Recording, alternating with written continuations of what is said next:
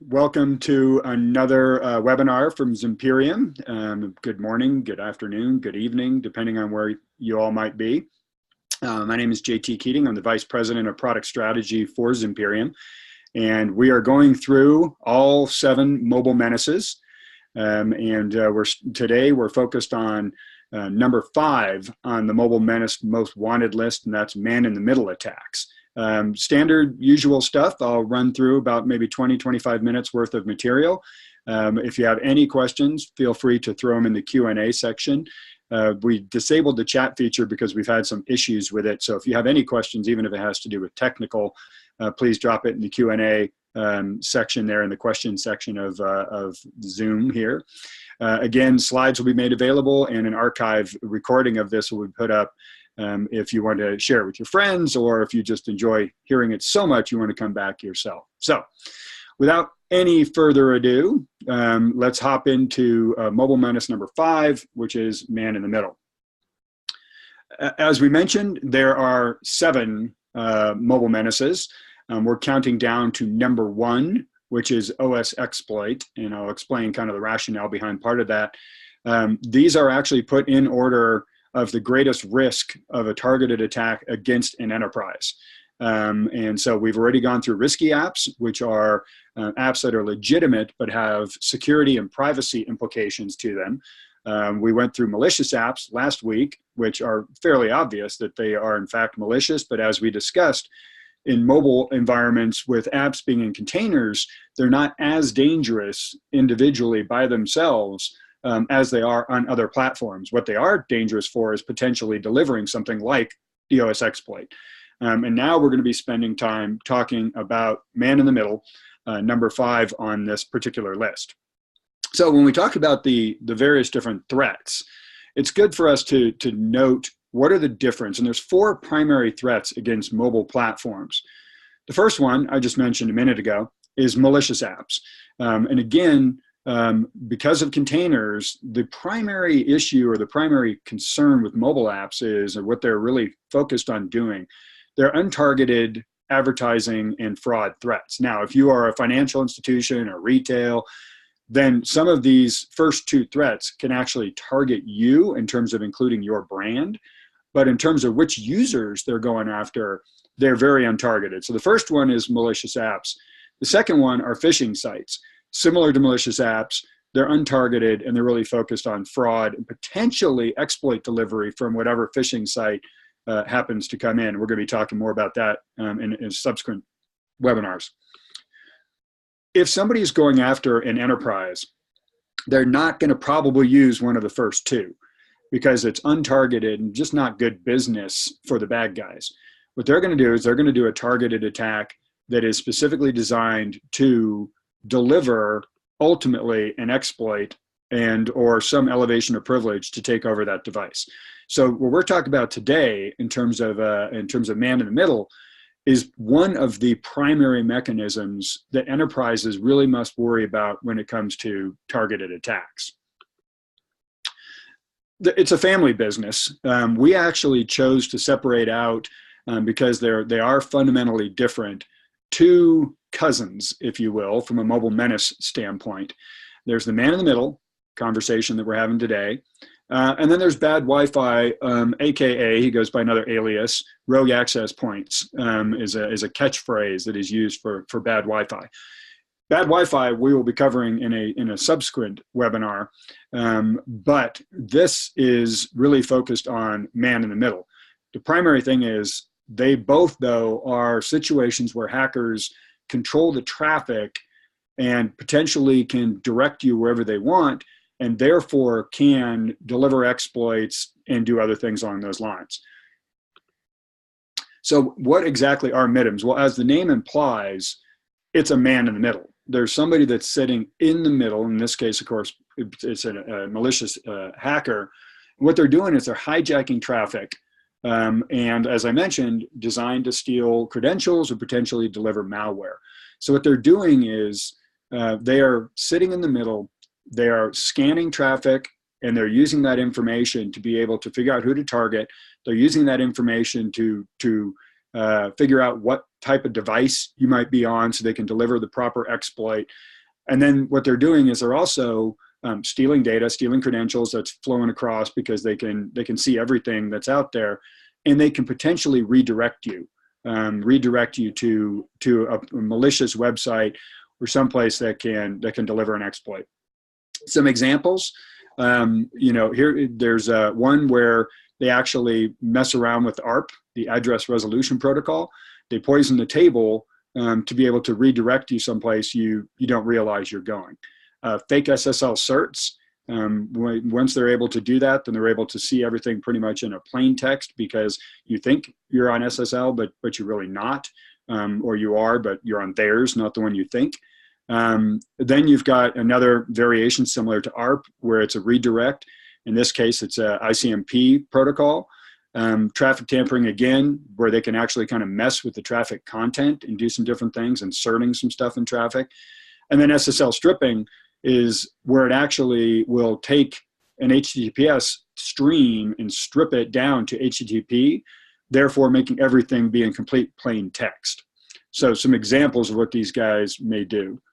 And as we've been talking about, there's some straightforward goals across the board.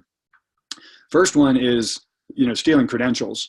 And ability to see user IDs and passwords, either in plain text or on a malicious website that they deliver you to, potentially even a phishing website that they deliver you to. I think it's important to note that we talk about these threats, the 4 different threat types: malicious apps, phishing, network attacks, and device exploits, and elevation of privileges.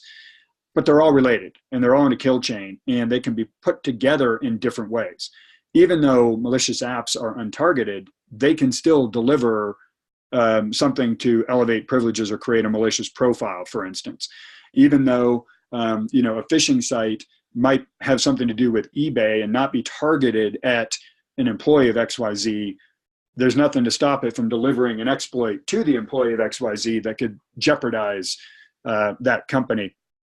And then, like we said, there's also weaponization. Most of the weaponization from man-in-the-middle attacks comes from delivering somebody to a website that they did not intend to go to, and therefore being able to deliver an exploit that elevates privileges. Because again, with the containerized apps, the way to weaponize a device and to make it actually a persistent threat is to do some form of elevation of privileges or device compromise, like rooting. And so that's the intention behind a lot of these man-in-the-middle attacks. Are they real? Yeah, they're absolutely real. This came from our most recent global threat intelligence report. And every single quarter, we've been seeing a 15 to 20% increase in man-in-the-middle attacks. It is by far in terms of percentages of devices attacked, and that's what the bottom scale here is. We have somewhere around 60, 70 million, I think, around now, endpoints around the world. And of the ones that we track the data from, that our partners and customers have allowed us to use their anonymized data, almost 11% have experienced MITM attacks each quarter. And then, like as I mentioned, it's been increasing about 15% quarter over quarter as we go. So it's a very real threat to our enterprises. So how does Zimperium help fight against this little ugly two-faced dude known as man-in-the-middle? We have one core engine. Zimperium was built from the very beginning to protect enterprises against targeted attacks. Since we were designed from the very beginning to prevent targeted attacks, the very first thing that we said was we have to be able to not only detect network attacks, even unknown network attacks, in real time, we need to be able to do it on device without having to go to the cloud. Because if the hacker controls the network, whether it's a man-in-the-middle or bad Wi-Fi / rogue access points, they're not going to send you to the cloud for detection. They're going to cut that off immediately because they control the traffic. So Z9 is an engine that is trained in our lab off billions of data points, and it does machine learning-based detection of the primary attack vectors against mobile devices. And obviously for today, what we're talking about are network-based attacks. And so Z9 has on device the ability to detect all the man-in-the-middle attacks we just listed and a bunch more, along with bad Wi-Fi, and be able to take remediation action either directly by itself or via our EMM partners. Z9 can be deployed out in one of two ways. It can either be deployed out in a product we call ZIPS, which stands for Z Intrusion Prevention System. This is next generation antivirus for mobile devices, is an easy way to put it. It detects device, network, phishing, and malicious app attacks on device and runs 100% of the time. So if your goal is to protect a device that has corporate data and corporate access on it, you would use ZIPS to protect that device and your data and your access 100% of the time. If, however, you have a mobile app and you would like to have the same detection across device, network, phishing, and apps to say, hey, what's running on this device when the app is opened, a la mobile banking, then we have a software development kit, an SDK called ZApp for in-app protection that drops Z9 directly inside any mobile app and provides the exact same zero-day on-device detection. But in this case, you're protecting the app and its session versus protecting the device and the data 100% of the time. Whether it's ZIPS or ZApp, they both come into our Z console, which is a cloud-based console. Because we're doing all of our detection on device, we are the only mobile threat defense company that is 100% cloud agnostic. So whatever cloud infrastructure is what you as an organization want to use, we can do it. So just some partial list in there, including Azure, Oracle Cloud, and of course AWS. Behind Z Console is a capability called Z3A, which is for advanced app analysis. That is when we talked about risky apps as Mobile Menace number 7. That is where we can actually profile privacy and security risks of legitimate apps so you can make decisions behind it. We recently acquired the best company in that space, a company called MI3, who we had an OEM relationship with for quite some time. A few months ago, we acquired them completely, and so they're now part of the Zimperium family. Z Console integrates back into all the major EMMs. We are also the only one that has the ability to handle multiple EMMs in a single console. And using our ZApp SDK, MobileIron has actually integrated our Z9 engine directly into their EMM agent. So for MobileIron customers, they literally, if they decide that they want this protection, they basically flip a SKU and all of a sudden they've got 100% protection, 100% coverage with zero-day detection and remediation on device. So it's a nice feature if you're a MobileIron customer. Then all of our data and forensics can go directly back into a SIM, any SIM that you want, including McAfee EPO and Splunk, et cetera, et cetera. So just as an example, real quick, one more last thing about how real is this potential threat.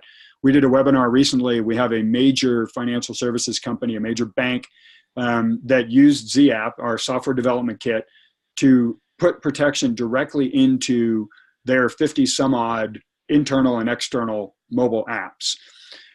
Now, the important part behind this is, as I show you the networks that it detected, again, remember with ZApp, the protection is only there when the app is going. So a mobile banking customer would come in, they would log in, they would start doing their mobile banking, and that's when the scan would occur to say, hey, is there anything risky on this device that we need to know about? So for instance, we might want to increase a fraud score or something along those lines. So exactly at the point in time that these people were doing their mobile banking, in the first 30 days, we detected almost 1 million threats. Exactly at the moment in time, there was almost 1 million threats that could impact the potential safety of those transactions. Of those 900,000, almost 300,000 were active man-in-the-middle attacks at that exact moment in time. So in terms of the number of threats, there were literally 300,000 people in a network that was experiencing some variation of a man-in-the-middle attack at the exact moment that they were logging in. When we looked across that period of time and said, okay, of the detected threats that we had, and these are actual, I'm sorry, I mixed things up a little bit, of the devices that were actually truly attacked, so not just in a risky environment, but truly attacked, almost half of the attacks that were active at the time were network-based attacks. And as I indicated earlier from our global threat data, the majority of those 42% were man-in-the-middle attacks. So it is a very real threat. We see it all around the world. There's even been publications of nation state stuff, like the Russians got caught with putting that was a rogue access point, but a network attack against NATO, where 4,000 soldiers' phones connected to them and were compromised. So it is a very, very real threat. And most importantly, it's a very real threat that either steals data and credentials straight up and exfiltrates it to somebody that shouldn't have that data, or is a mechanism to deliver an exploit and weaponize the device. So that is our menace for the week. And I will open it up and see if there are any questions. And if there aren't, then we will just wrap it up a little bit early. So I will wait a second to see if there are any questions.